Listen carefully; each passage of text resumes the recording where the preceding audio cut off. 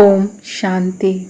आज 30 जून 1973 के अव्यक्त महावाक्य हैं। टाइटल है बाबा और बच्चे। यह संगठन कौन सा संगठन है? क्या इस पहेली को जानते हो? जान गए हो व जान रहे हो। जान गए हो तो जानने के साथ जो जाना है उसको मानकर चल रहे हो। पहली स्टेज है जानना, दूसरी है मानना और तीसरी स्टेज है चलना। तो किस स्टेज तक पहुँचे हो?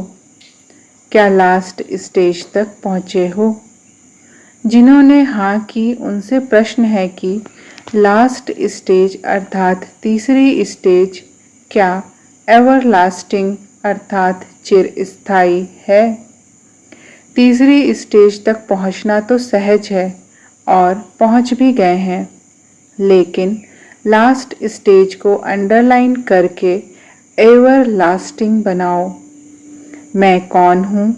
यह अमूल्य जीवन अर्थात श्रेष्ठ जीवन के अपने ही भिन्न नाम और रूप को जानते हो। मुख्य स्वरूप और मुख्य नाम कौन सा है? जैसे बाप के अनेक नाम अनेक कर्तव्यों के आधार पर गायन करते हो, फिर भी मुख्य नाम तो कहेंगे ना। वैसे आप श्रेष्ठ आत्माओं के भी अनेक नाम अनेक कर्तव्यों के आधार पर व गुणों के आधार पर बाप द्वारा गाए हुए हैं। उनमें से मुख्य नाम कौन सा है? जब ब्रह्मा मुख द्वारा जन्म लिया तो बाप ने किस नाम से बुलाया? पहले जब तक ब्राह्मण नहीं बने तब तक कोई भी कर्तव्य के निमित्त नहीं बन सकते। पहले ब्रह्मा मुख वंशावली ब्रह्मा के नाते से जन्म लेकर ब्राह्मण बने अर्थात ब्रह्मा कुमार और ब्रह्मा कुमारियां बने। सरनेम ही अपना यह लिखते हो। अपना परिचय किस नाम से देते हो और लोग आपको किस नाम से जानते हैं? ब्रह्मा कुमार व ब्रह्मा कुमारियां। इस मर्जीवा जीवन की पहली पहली छाप यह लगी ब्रह्मा कुमार और ब्रह्मा कुमारियां अर्थात श्रेष्ठ ब्राह्मणपन की। पहले जन्म लिया अर्थात ब्राह्मण बने तो यह पहला नाम ब्राह्मणपन का व ब्रह्मा कुमारियों का पड़ा, जो कि तीसरी स्टेज तक एवरलास्टिंग है।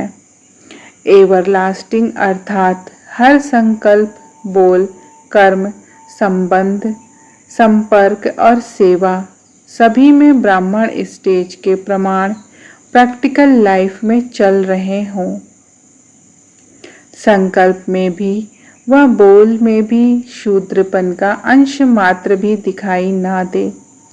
ब्राह्मणों का संकल्प, बोल, संस्कार, स्वभाव और कर्म क्या होता है यह तो पहले भी सुनाया है। क्या उसी प्रमाण एवरलास्टिंग स्टेज है? वह ब्राह्मण रूप में हर कर्म व हर संकल्प ब्रह्मा बाप के समान है। जैसे बाप वैसे बच्चे, जैसा बाप वैसे बच्चे। जो स्वभाव, संस्कार या संकल्प बाप का है क्या वही बच्चों का है? क्या बाप के व्यर्थ संकल्प चलते हैं व कमजोर संकल्प उत्पन्न हो सकते हैं? अगर बाप के ही नहीं हो सकते तो फिर ब्राह्मणों के क्यों? बाप अचल, अटल, अडोल स्थिति में सदा स्थित हैं, तो ब्राह्मणों का व बच्चों का फर्ज क्या है? लायक बच्चे का फर्ज कौन सा होता है? Follow father. फॉलो फादर का यह अर्थ नहीं कि सिर्फ ईश्वरीय सेवाधारी बन गए, लेकिन फॉलो फादर अर्थात हर कदम पर व हर संकल्प में फॉलो फादर। क्या ऐसे फॉलो फादर हो जैसे बाप के ईश्वरीय संस्कार, दिव्य स्वभाव, दिव्य वृत्ति व दिव्य दृष्टि सदा है? क्या वैसे ही वृत्ति, दृष्टि, स्वभाव व संस्कार बने हैं। ऐसे ईश्वरीय सीरत वाली सूरत बनी है। जिस सूरत द्वारा बाप के गुणों और कर्तव्यों की रूपरेखा दिखाई दे, इसको कहा जाता है फॉलो फादर। जैसे बाप के गुणगान करते हो या चरित्र वर्णन करते हो, क्या वैसे ही अपने में वह सर्वगुण धारण किए हैं? अपने हर कर्म को चरित्र समान बनाया है। हर कर्म याद में स्थित रह करते हो। जो कर्म याद में रहकर करते हैं, वह कर्म यादगार बन जाता है। क्या ऐसे यादगार मूर्त अर्थात कर्मयोगी बने हो? कर्मयोगी अर्थात हर कर्म योग युक्त, युक्ति युक्त, शक्ति युक्त हो। क्या ऐसे कर्मयोगी बने हो या बैठने वाले योगी बने हो? जब विशेष रूप से योग में बैठते हो, उस समय योगी जीवन है अर्थात योग युक्त है या हर समय योग युक्त है? जो वर्णन में है कर्मयोगी, निरंतर योगी और सहज योगी, क्या वही प्रैक्टिकल में है अर्थात एवरलास्टिंग है?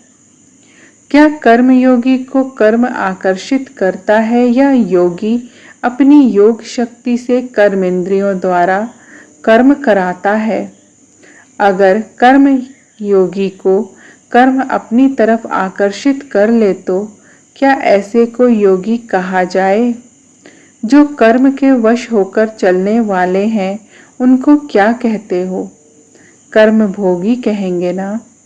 जो कर्म के भोग के वश हो जाते हैं अर्थात कर्म के भोग भोगने में, अच्छे व बुरे में कर्म के वशीभूत हो जाते हैं। आप श्रेष्ठ आत्माएं कर्मातीत अर्थात कर्म के अधीन नहीं, कर्मों के परतंत्र नहीं, स्वतंत्र हो, कर्मेंद्रियों द्वारा कर्म कराते हो। जब कोई भी आप लोगों से पूछते हैं कि क्या सीख रहे हो, क्या सीखने के लिए जाते हो, तो क्या उत्तर देते हो? सहज ज्ञान और राजयोग सीखने जा रहे हैं। यह तो पक्का है ना कि यही सीख रहे हो? जब सहज ज्ञान कहते हो तो सहज वस्तु को अपनाना और धारण करना सहज है, तब तो सहज ज्ञान कहते हो ना। तो सदा ज्ञान स्वरूप बन गए हो। जब सहज ज्ञान है तो ज्ञान सदा ज्ञान स्वरूप बनना क्या मुश्किल है? सदा ज्ञान स्वरूप बनना यही ब्राह्मणों का धंधा है। अपने धर्म में स्थित होना नेचुरल चीज होती है ना। इसी प्रकार राजयोग का अर्थ क्या सुनाते हो?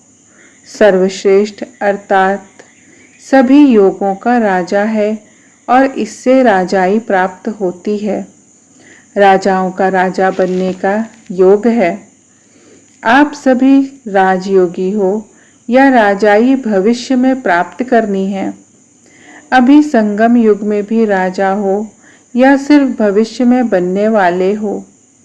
जो संगम युग में राज्य पद नहीं पा सकते, वह भविष्य में क्या पा सकते हैं?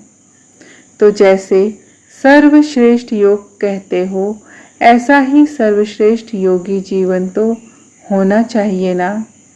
क्या पहले अपनी कर्मेंद्रियों के राजा बने हो? जो स्वयं के राजा नहीं, वह विश्व के राजा कैसे बनेंगे?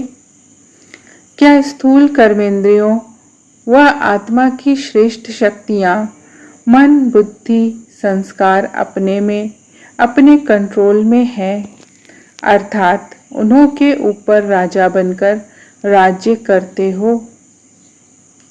राजयोगी अर्थात अभी राज्य चलाने वाले बनते हो। राज्य करने के संस्कार व शक्ति अभी से धारण करते हो। भविष्य 21 जन्म में राज्य करने की धारणा प्रैक्टिकल रूप में अभी आती है। सहज ज्ञान और राजयोग तीसरी स्टेज तक आया है। संकल्प को ऑर्डर करो, स्टॉप तो स्टॉप कर सकते हो।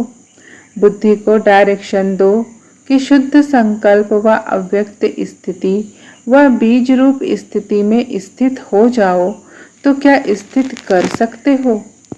ऐसे राजा बने हो। ऐसे राजयोगी जो हैं उनको कहा जाता है फॉलो फादर। जैसे राजा के पास अपने सहयोगी होते हैं जिस द्वारा जिस समय जो कर्तव्य कराना चाहें वह करा सकते हैं, वैसे ही यह संगम युगी विशेष शक्तियाँ यही आपके सहयोगी हैं। तो जैसे राजा कोई भी सहयोगी को ऑर्डर करता है कि यह कार्य इतने समय में संपन्न करना है, वैसे ही अपनी सर्व शक्तियों द्वारा आप भी हर कार्य को सहज ही संपन्न करते हो या ऑर्डर ही करते हो। सामना करने की शक्ति आए तो क्या किनारा कर देते हैं? सहज योगी अर्थात सर्व शक्तियाँ क्या आपके पूर्ण रूप से सहयोगी हैं? जब चाहो जिस द्वारा चाहो क्या कार्य करा सकते हो? ऐसे राजा हो। जैसे पुराने राजाओं के दरबार में 8 या 9 रत्न प्रसिद्ध होते थे अर्थात सदा सहयोगी होते थे, ऐसे ही आपकी 8 शक्तियाँ सदा सहयोगी हैं। इससे ही अपने भविष्य प्रारब्ध को जान सकते हो। यह है दर्पण जिसमें अपनी सूरत और सीरत देखने से मालूम पड़ सकता है। 6 मास जो दिए हैं वह विनाश की तारीख नहीं दी है, लेकिन हरेक संगम युगी राजा अपने राज्य कारोबार अर्थात सदा सहयोगी शक्तियों को एवर रेडी बनाकर तैयार कर सके उसके लिए यह समय दिया है। क्योंकि अब से अगर राज्य कारोबार संभालने के संस्कार नहीं भरेंगे तो भविष्य में भी बहुत समय के लिए राजा बन राज्य नहीं कर सकेंगे। 6 मास का अर्थ समझा?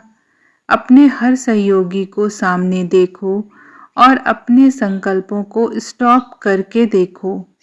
अपनी बुद्धि को डायरेक्शन प्रमाण चलाकर देखो। इस रिहर्सल के लिए 6 मास दिए हैं, समझा? अच्छा, सदा सहज ज्ञान स्वरूप, सदा राजयोगी, निरंतर योगी, सहज योगी, सर्व शक्तियों को अपना सहयोगी बनाने वाले, पाप समान संकल्प, संस्कार और कर्म करने वाले ऐसे संगम युगी सर्व राजाओं को बाप दादा का याद प्यार और नमस्ते। ओम शांति।